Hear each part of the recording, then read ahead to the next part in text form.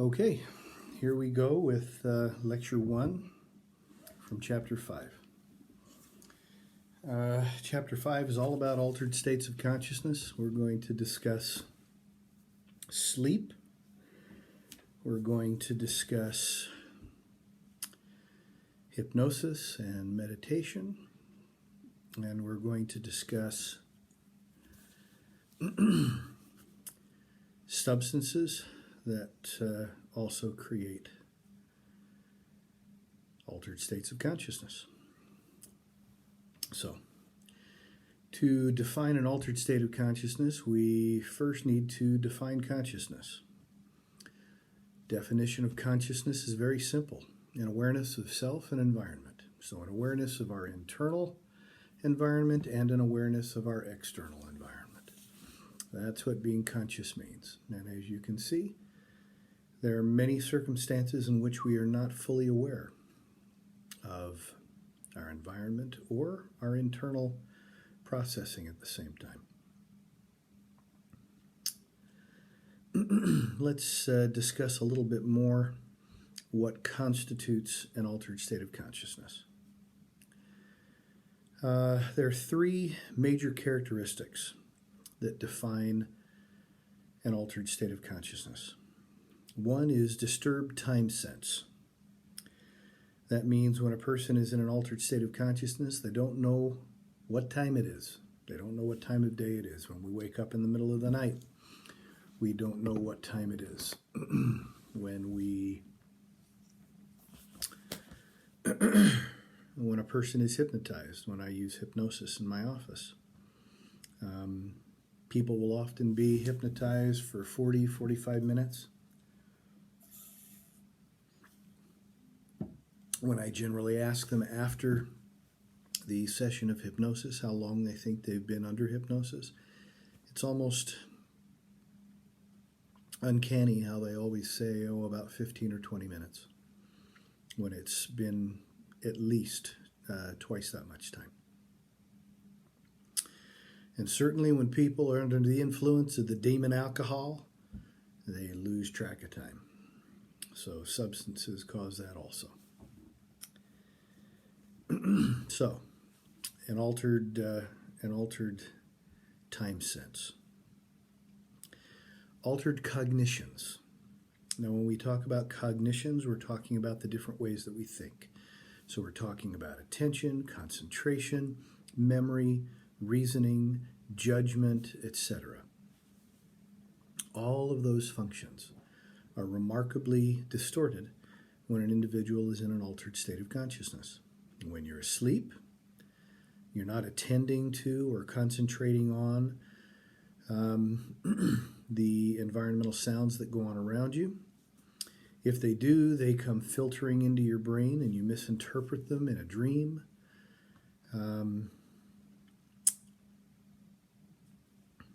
Under hypnosis, certainly people are not reasoning as they would normally reason.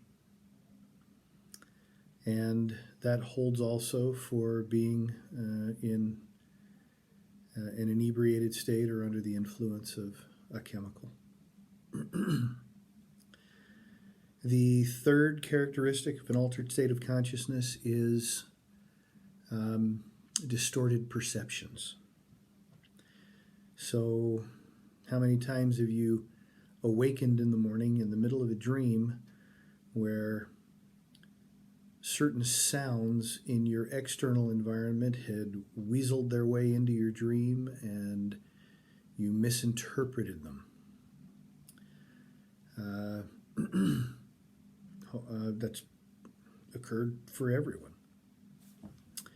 Under hypnosis, I can have somebody sitting down on the couch and I can tell them while under hypnosis that their deceased father is sitting on the other end of the couch, and they can have a conversation with them, and they start to have a conversation with them. They believe that person is there. Well, they're not. That's an hallucination that is created under hypnosis. And certainly perceptual distortions under the influence of substances occur. Okay, how do we determine whether or not someone is in an altered state of consciousness? Well, the way we determine is through measurement. An EEG, which we discussed in Chapter 3, an electroencephalogram or electroencephalograph, is a measurement of the amount of electrical activity that's going on in your brain.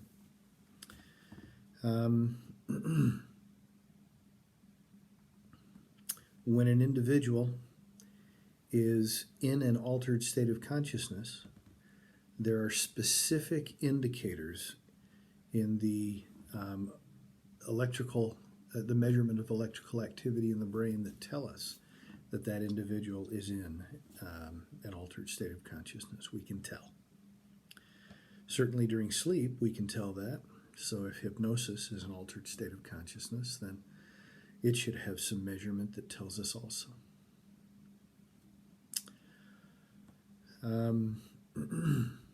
And individuals who are under the influence of substances show significant differences on EEG patterns than individuals who are in a waking state. Okay, well, let's talk some about sleep. First, we start by talking about a circadian rhythm. What is a circadian rhythm? Circadian rhythms are your 24-hour biological clocks. Usually people get tired at about the same time every day. They awaken at about the same time every day. They get hungry at about the same times every day. People, even little children who are on schedules, will poop at the same time every day. So it's a pretty common thing. A messed up circadian rhythm, especially with sleep, really, really messes up people's lives. It is not good to have a messed up circadian rhythm. When people come to my office and they're suffering from either an anxiety disorder or a depressive disorder, if those individuals are not sleeping well, their symptomology is compounded and magnified.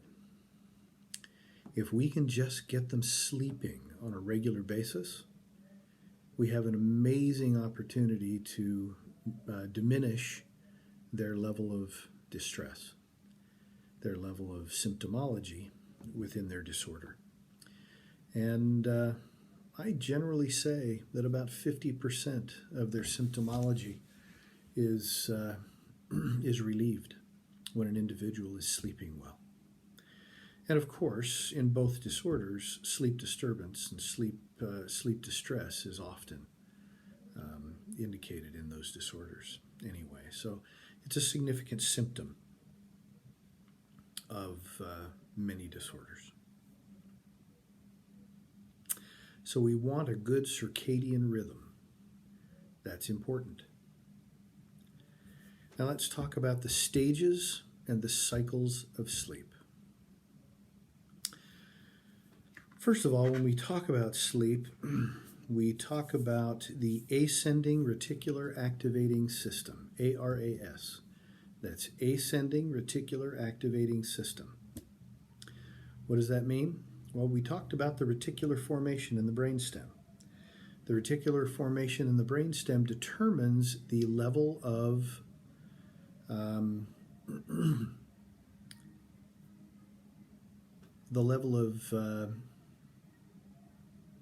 sleep.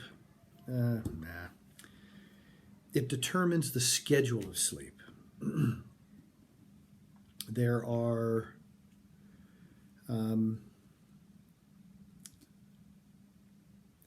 if you remember, the reticular formation was that strand of nuclei in the back of the brainstem. And it pretty much determines when you fall asleep, when you wake up on a regular basis.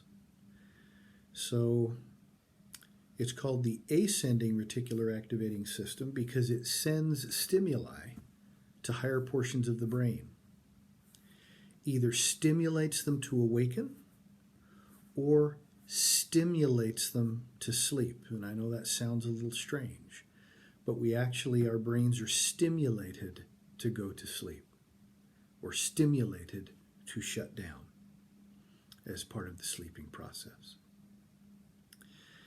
Now, sleep happens in cycles, and within each cycle, there are a number of stages. So we go from a resting state down into your first cycle, and then it cycles back up. That first cycle of sleep at the beginning of your night's sleep lasts about 90 minutes. The last cycle of sleep, where you go down into deep sleep and then back up into an almost waking state, and then you go back down into another cycle. The last of those cycles at the end of your night's sleep will last about 60 minutes. So over the course of a night's sleep, the length of a cycle shortens. That means if people are sleeping anywhere from 6 to 8 hours,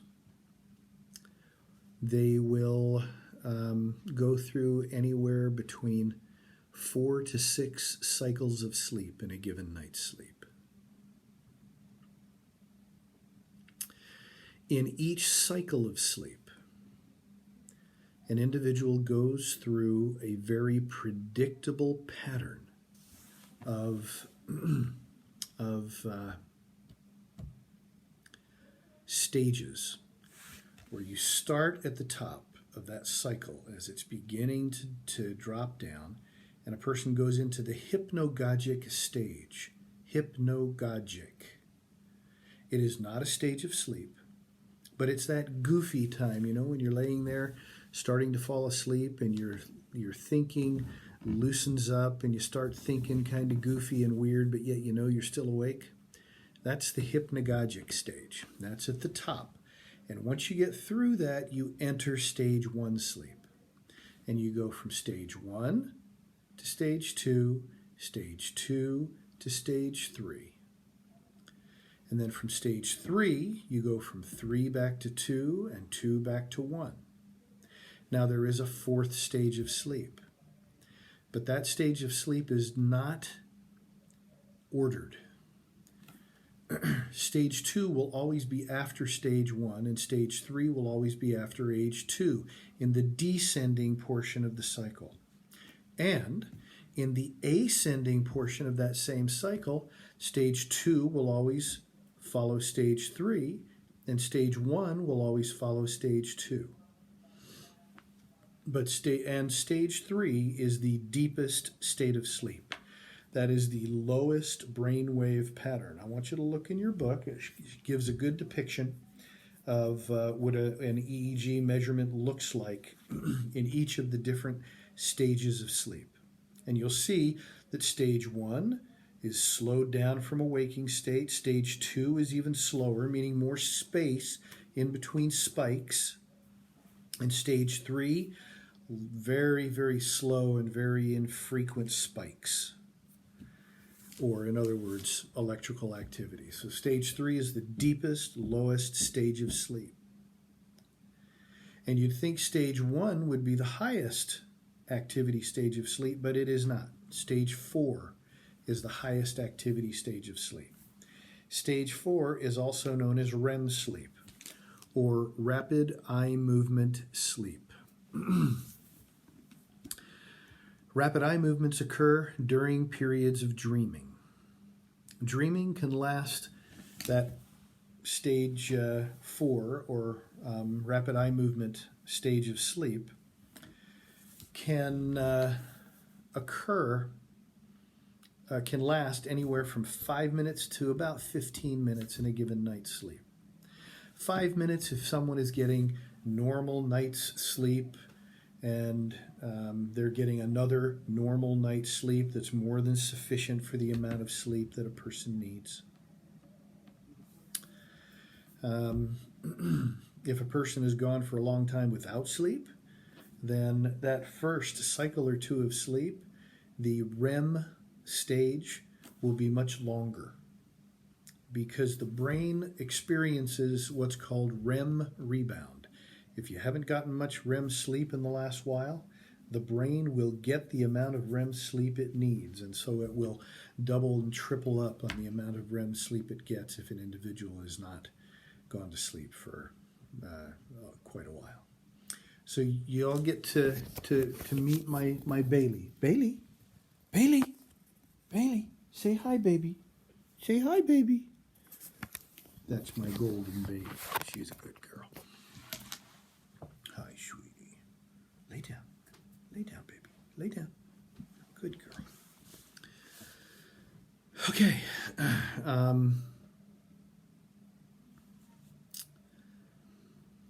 REM sleep is the only stage of sleep in a given cycle that we have to have.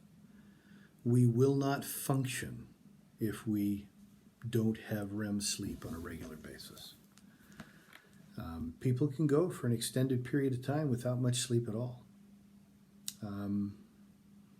But anytime a person goes without sleep for close to a week, they will become psychotic.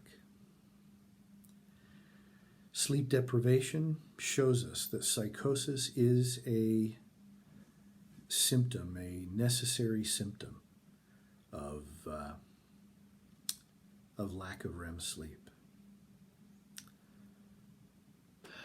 I think I have enough time. I was working at the Utah State Hospital many years ago, and I was on the forensic unit. That meant these were individuals who had both significant mental health issues as well as significant criminal issues. That's what forensic means, anything that has to do with the legal system. This gentleman was brought in. He was as psychotic as anybody I've ever seen. And I've seen a lot of psychotic people. He was extremely psychotic. He was brought onto the unit because he had been at an outlet, some outlet stores. And he would walk into one store, grab one item, walk out of the store without paying for it, walk into the next store, leave that item, grab a new item from the new store, walk out, go into the next store, and he was on his second time around the circle of the outlet stores. And the police were called. He wasn't aggressive or anything of the sort. He was just taking things and taking them to the next store. Well, the police took him, didn't want to take him to jail, so they brought him to us. And we assessed him pretty quickly. He was talking to water fountains and having discussions with all sorts of inanimate objects and believed that they were talking back to him. He was just as psychotic as could be. Hallucinations and delusions. He was in horrible condition. He was just dirty, dirty, dirty. Had little bugs crawling all over his body. He was disheveled and he was emaciated. You could just count his ribs. He was in really bad shape. Clearly, he'd been out on the street for a long time and had not been doing well, had not been faring well. So, first of all, we took all his clothes from him and held him with a broomstick and went and burned them because they were just beyond saving. Put him in the shower and did the quell and the rid thing, and if you've ever known anybody who's had to deal with lice, that's pretty nasty stuff. Those are chemical treatments that kill everything on the body, except for the tiny little larvae that hang on to all the hair in the body. And all the men working on the unit drew straws. And I drew the second to the shortest straw, thank heavens. And I had to dress up in complete surgical garb, and the poor sucker who drew the shortest straw, he had to go in and shave every hair off that guy's body. Now, when I say every hair off of every part of the body, I mean every hair off of every part of the body. We went in with a pack of those 72 Bic disposable razors, and I held the bag, and that guy did not rinse off a single razor. he would get it wet, he'd squirt some shaving cream on, and he'd shave that part of the body, and then he'd throw it away. And then he'd get another one. And he used almost all 72 razors. Especially at the head, we had to take a pair of clippers, electric clippers, and shave off all of his hair. And then this guy was shaving the stubble off of his hair, and there were actually little nits, which is the larva of lice, that were embedded in this poor guy's scalp. And you could hear the nits pop. It was horrific. He was just in horrible condition. So we got him cleaned up. We killed every living thing on his body, and then we fed him. Then we gave him a shot of Thorazine in the rear end. Thorazine is an antipsychotic and a major tranquilizer, and it knocks anybody out. And he went to sleep. He laid down on one of the observation rooms on the main hallway, and that man slept for 18 straight hours and never moved. We had to take little mirrors and go put them under his nose and see that he was still breathing out of his nose because he was in such a deep sleep. And when that man woke up, he was as sane as anybody who's listening to this lecture. Now, I don't know if that's just saying something about the nature of you listening to the lecture or about him, but actually it's about him. He woke up and he was as sane as could be.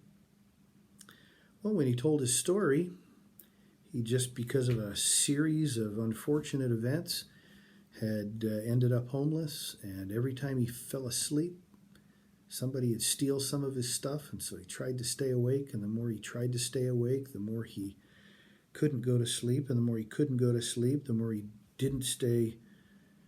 stayed awake, and at best guess, he hadn't slept for about a month, and he was that psychotic. So sleep deprivation is a horrible thing.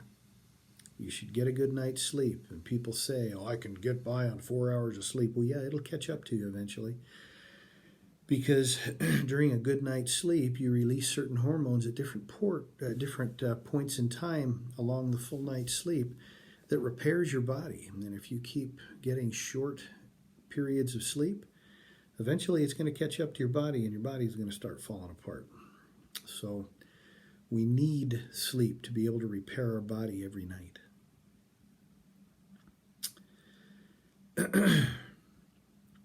Okay, so those are the stages of sleep in each given cycle, and those are the cycles of sleep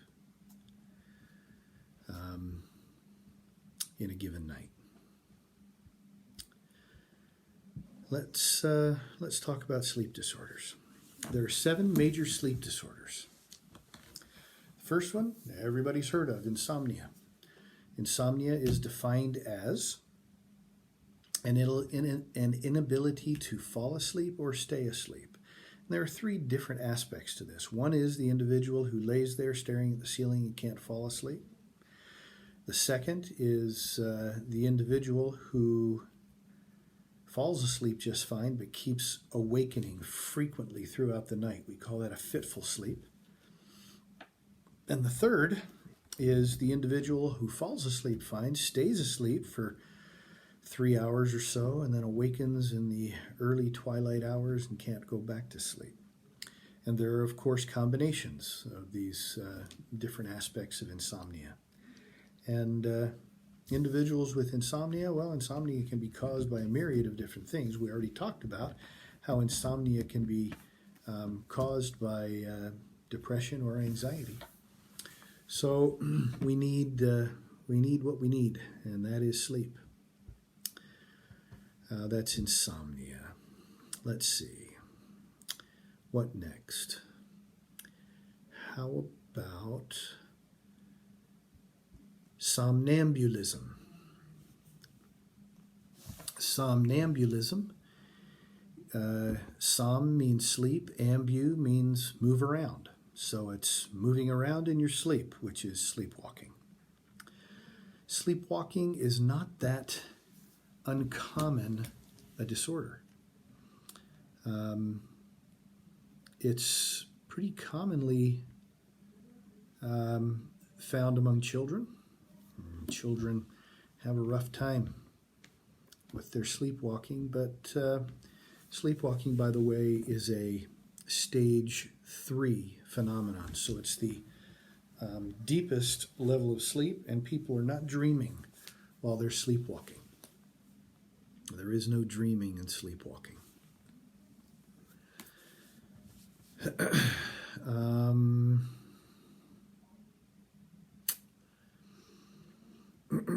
Usually kids grow out of it. Some people have sleepwalking issues their entire lives. If you've ever gone into a home where you have a sleepwalking child, the biggest indicator is that they have a deadbolt high up on all the doors that open up to the outside. The only real risk is somebody sleepwalking, going out the front door and going and laying down in the middle of the front lawn when it's freezing outside. Other than that, there's really no danger to it at all. You don't wake a child up or an individual up if they're sleepwalking, and they don't resist you. All you do is just take them and kind of guide them back to bed and stick them into bed. Tuck them in real tight, because usually if they're going to sleepwalk again, it's going to be within a few minutes of when they were sleepwalking the first time. That way, if you tuck them in tight, they go to sit up, and the tucked in blanket keeps them from getting up, and then they just plop back down and stay asleep. The old wives' tale, if you wake someone up while they're sleepwalking, that they'll die. Nah, it's an old wives' tale. And but actually, there's no use to waking somebody up. If you wake them up, then you have to get them to go back to sleep. If you just take them up to their bed and tuck them in, they go right to sleep. They stay right asleep for you. So that's sleepwalking.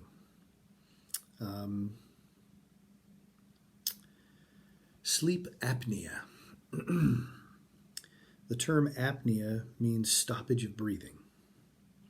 So sleep apnea means when an individual stops breathing in sleep. Now, this is a relatively common disorder, and you probably know somebody in your life who has a CPAP or BPAP machine where they have the little thing over their nose and it shoves air up their nose. Well, what normally causes sleep apnea is that when an individual falls asleep, their jaw relaxes. That's the only time your jaw relaxes, is when you're asleep. When you're awake, your jaw is always tonic. It's always tensed. But when you fall asleep, the jaw then relaxes, and what happens is the jaw drops back. It just moves back further.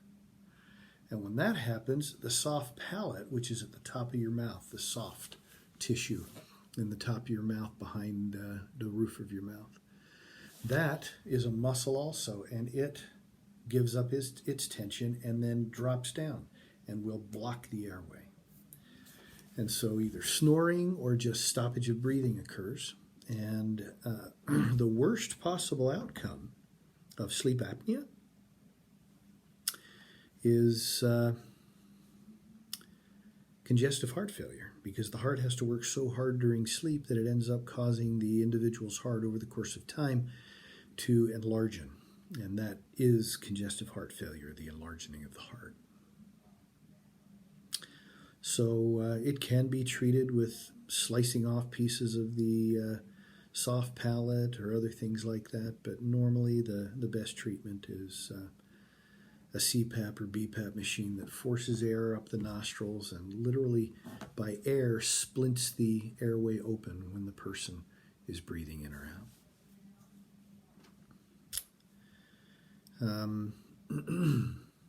A person with sleep apnea is exhausted, absolutely exhausted, if they're not receiving the treatment they need, because they don't sleep well. They awaken numerous times in the night. I had a sleep study done 19 years ago, and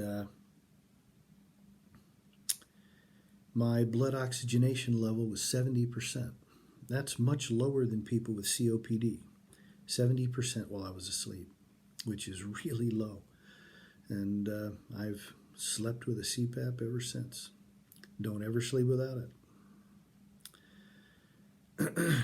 Okay. REM behavior disorder. One thing that I forgot to tell you a little while back is that during REM sleep, the body is relatively paralyzed. From the neck down, there is what we call sleep paralysis, and it is a natural thing. Perhaps you've awakened, startled awake in the middle of the night, and you were awake, and yet you couldn't move your body.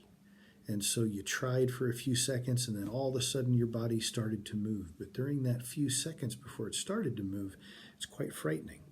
Well, that's simply because the ascending reticular activating system, your reticular formation, hasn't shot up to your motor strip on the back of your frontal lobe and told it to wake up yet. Well, it's good that we are paralyzed while asleep. Because could you think of what it would be like if you physically acted out every one of your dreams? Probably not a good idea. So, because of that, we don't physically act out our dreams. But people with REM behavior disorder are individuals who do act out physically their dreams. And that can be a pretty scary thing when somebody jumps up and runs around in circles and starts fighting the monsters or whatever the heck they're dreaming about. Okay. Let's see. Narcolepsy. How many is that?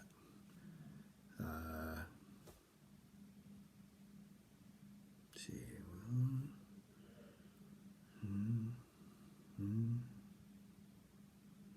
Okay. This is 5 then, I think. Narcolepsy. Narcolepsy is much more like a seizure disorder than it is like a sleep disorder. But an individual with narcolepsy will be in the middle of a waking state, and they will be talking along, and they'll start to look a little tired, and then they'll just fall asleep while sitting there talking to you.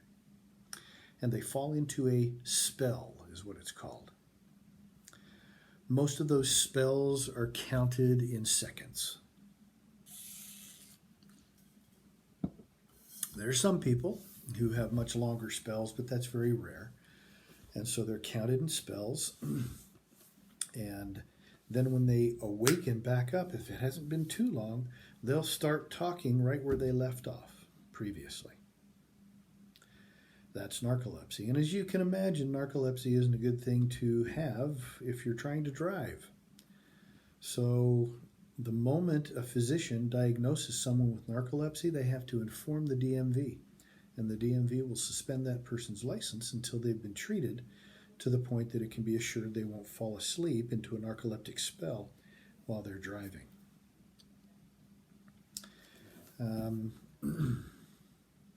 As I said, narcolepsy is more like a seizure than anything else. It is simply the reticular formation shooting a stimulus to a portion in the cerebral cortex where consciousness occurs up in our frontal lobe, and it just zaps it and just knocks the person out immediately, which is not a common thing. We usually drift off into sleep.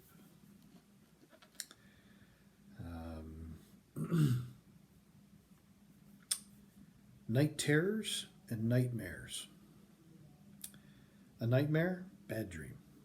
Most people, will have a bad dream here and there. Some people will have horrible dreams frequently. There's no minimization of this, especially people who suffer from post-traumatic stress disorder, who in their dreaming state are having a flashback in their dream. That can certainly be a very severe nightmare. But again, it's more like a flashback or a feeling as though they are in the moment of the trauma that they once experienced in the middle of a dream. A very, very distressing experience.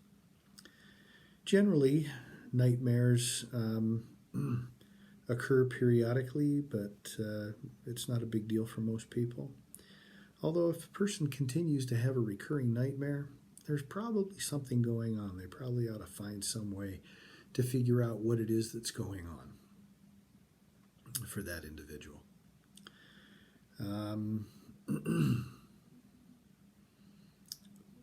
Bad nightmares can be dealt with.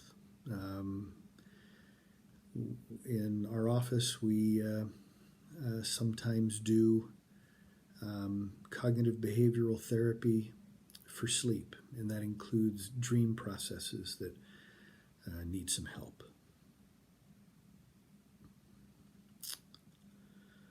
And then finally, night terrors. People think night terrors are nightmares. They are not. A nightmare is a dream state, so it's in REM sleep. A night terror is not. It is in stage 3 sleep. So it's in the deepest stage, usually occurs within the first 45 minutes of sleep. And individuals who experience night terrors, if you've ever been around someone who experienced night terrors or exhibits night terrors, it scares the living crap out of you. The person will bolt straight up in bed and with eyes as big as saucers will just start screaming at the top of their lungs. Now, the best description I've ever heard of what a night terror is it is a panic attack when a person is asleep and they awaken in the middle of a panic attack. No content that's causing the panic attack, just a panic attack. So it's quite disturbing. For both people who are having the night terror and people who are being awakened in the middle of the night by that horrible screaming. Little kids might have a night terror or 3 in their childhood. Most don't. But many do. Normally it's grown out of, but some people continue to have night terrors over the course of time, and they can be treated, sometimes medically, sometimes with other measures, but they can be treated pretty accurately, pretty well. Okay. Those are the 7 most major sleep disorders.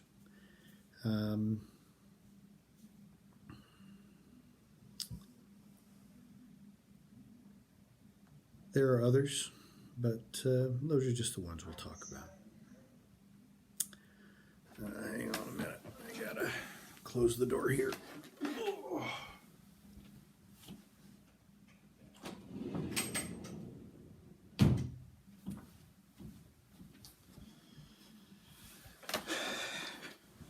Deidre the D-Bot is waking up to vacuum.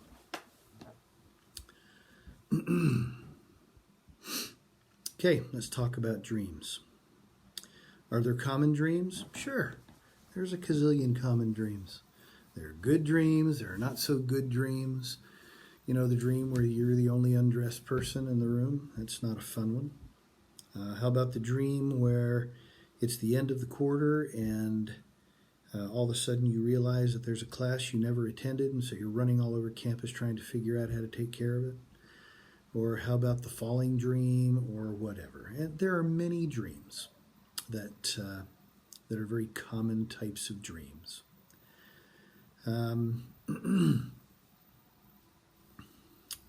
There are 3 specific theories about dreams. One is a psychoanalytic theory, and so it's Freudian, Jungian, Adlerian type of interpretation of dreams. Freud referred to dreams as wish fulfillment, that our deepest subconscious wishes were trying to fulfill themselves in our dreams. Some people like that idea, some people don't. But it's a very common dream interpretation method that's used.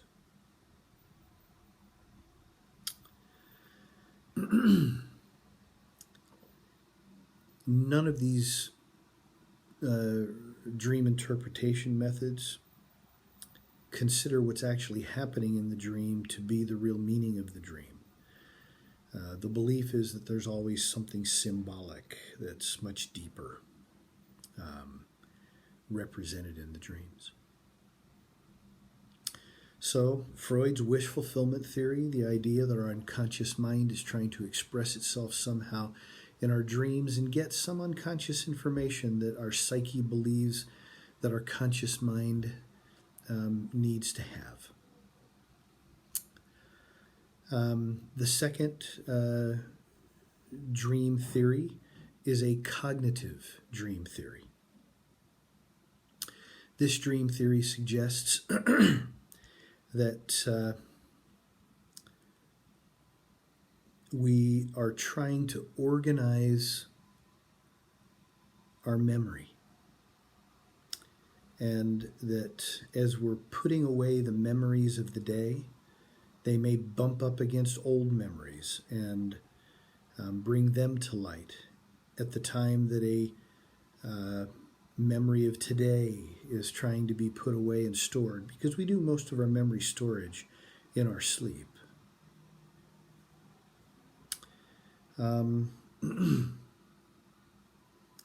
So because of that, you can get old memories and new memories all mixed up together in the same dream process.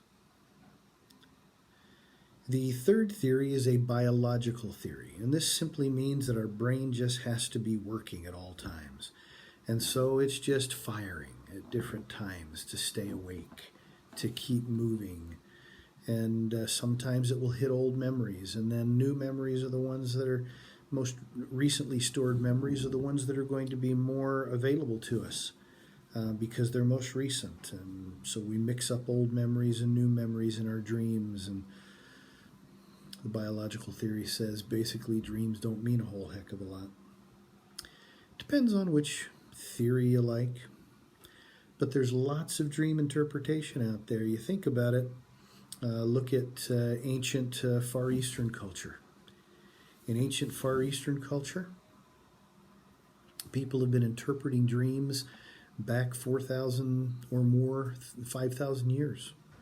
Mid-Eastern, you just look at the Bible, Old Testament, Judeo-Christian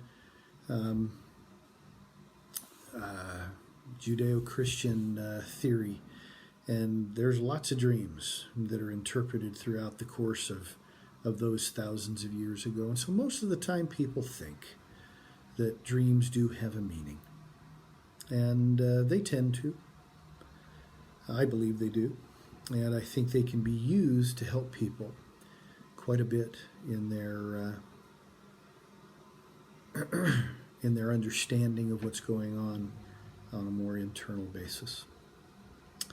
So that's the end of this first half of Chapter 5's content that I wanted to lecture you on. The other one will be coming out soon, where we talk about hypnosis and meditation and psychoactive drugs, and hopefully I'll have that available for you real quick. So good luck, and remember to work hard and get your discussions done and your written assignments done. The quiz is already up for you. Be careful that you've studied well before you take it. Hope to have grades all entered for you within the next few days. Thank you much, and we'll see you next time. Bye-bye now.